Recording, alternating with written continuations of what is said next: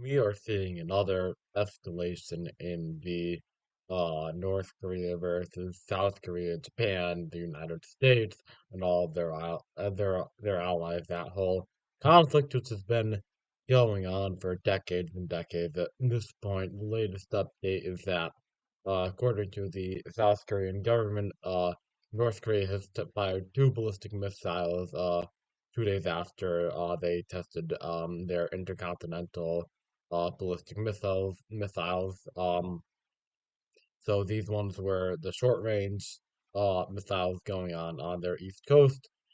Monday in It's currently Monday morning in the Koreas. It's still Sunday night in America.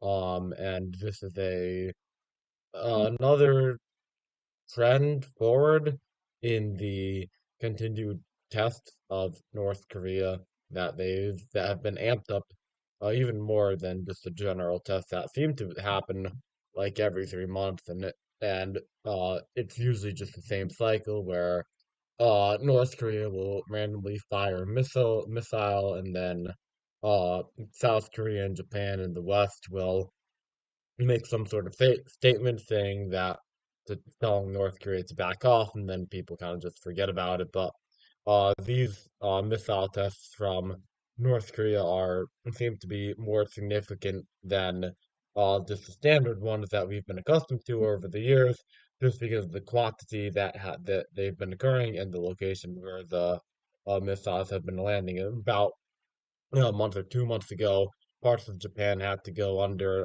some type of security notice because of concerns that the missiles being fired from North Korea could enter Japanese airspace. Thankfully, they landed in the water, but for a brief point in time, some parts of Japan had to take various safety precautions uh, in because of the fear that those missiles could end up hitting Japanese land. So the launches that happened 2 days ago triggered a joint response from the U.S. and South Korea. They did military exercises in the region, just to show that they continue to be united, and to show North Korea that these types of reckless testing of these high powered missiles with a lot of range, a lot of power, depending on what missile exactly gets launched, showing North Korea that those tests are not acceptable and continue to violate various international law.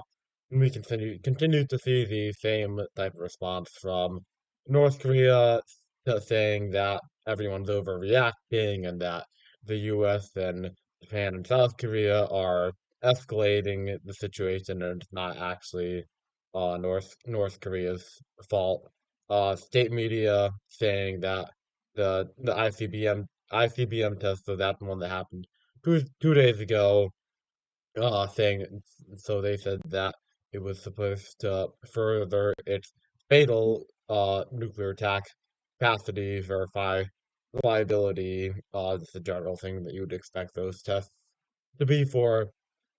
And this is the main cause of this new increased tension in the region. Just the location of the tests, the types of things being tested, and the frequency that tests are going on, is that's what makes it different and more newsworthy than the typical random missile tests that seem to pop up every like 2 3 months, generally with North Korea. So not the best time for stability between the United States and Asia, of course, as a whole. China's situation going on with the spy balloon, and both sides voicing their displeasure with the way that the other side handled that situation. Not the best time for regional stability between the West and their adversaries in Asia, but hopefully this doesn't become anything that actually harms people, and it's just another swing of North Korean missile tests that are just so common now. Usually they're not newsworthy, but now it's important to cover it for the reason that I already mentioned.